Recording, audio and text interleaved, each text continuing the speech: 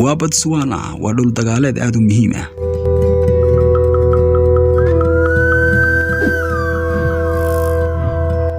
والدقاليهانada xirfadda leh halkan waxay joogeen 10 sanadood waa meelaha ugu ugaarsiga adag leh adduunka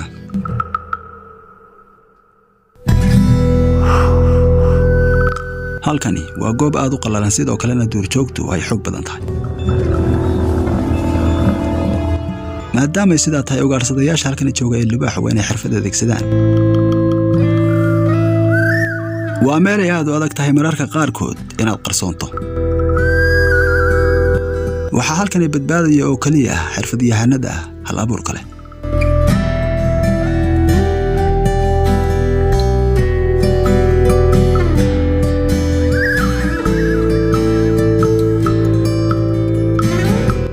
waa Sabuuti oo dhacda dalka Botswana waa goob ay ku xireen saxarayaal sidoo kalena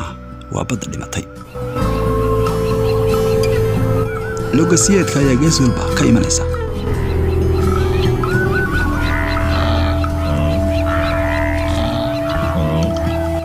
libaaxyadu waa qaran ka hadhay marnaba oo ku lamaan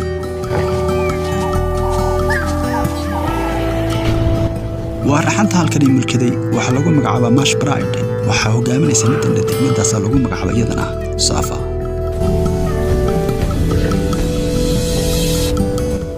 labada labka ee kooxdani waa qaar aad u xoog badan waqtigooda ugu badan way maqan yihiin iyagoo ku maqan difaacista kooxda iyo sidoo kale xadkooda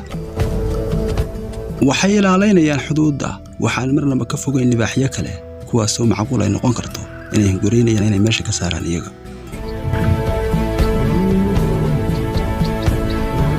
waa laba yar oo laba kuwaas oo doonaya inay meesha ka saaraan kuwani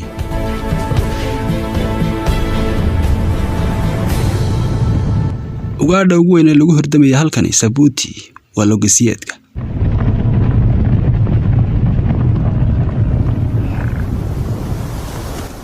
waqtiyada abaartu adag tahay duurjoogta kale way ka tagaan halkan balse lugasiyeedku way ku sii baaqi qaataa balse laguma dhacayo libaaxyadu Sabuuti waa kuwa ugaarsada bisadaha waaweyn halkani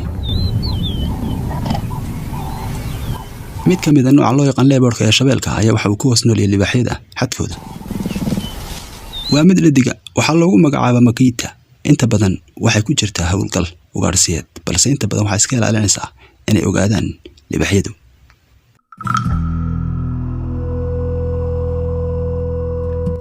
labada dhinac ee shabeelka iyo libaaxu waxay ka ugaarsanayaan 5 kiiloomitir isku wareega Sabuuti waxa la aaminsan yahay inay ahayd halkani haro dhimatay waxay muujinayaan raadadka taariikhdu layn dheer oo ka mara dhanka galbeed midkaas oo isagu taaga waxa dhaxda ku taala dhir midhoolaya sidoo kale layn gaaban ayaa dhanka bari ka mara oo kaga beegan waxay halkan ay kulmisaa 3 nooc oo ugaarsata waa dhul bannaan oo siman halka lagu magacaabo Mashbalan waa halka toos xayawaanadu uga soo gudbayaan si ay u soo doontaan biyaha dhanka galbeed waa kayngeeda badan halkani waa goob dagaaleed ugaarsigu ku habboon yahay inta badan lagu laayo lugasiyeedka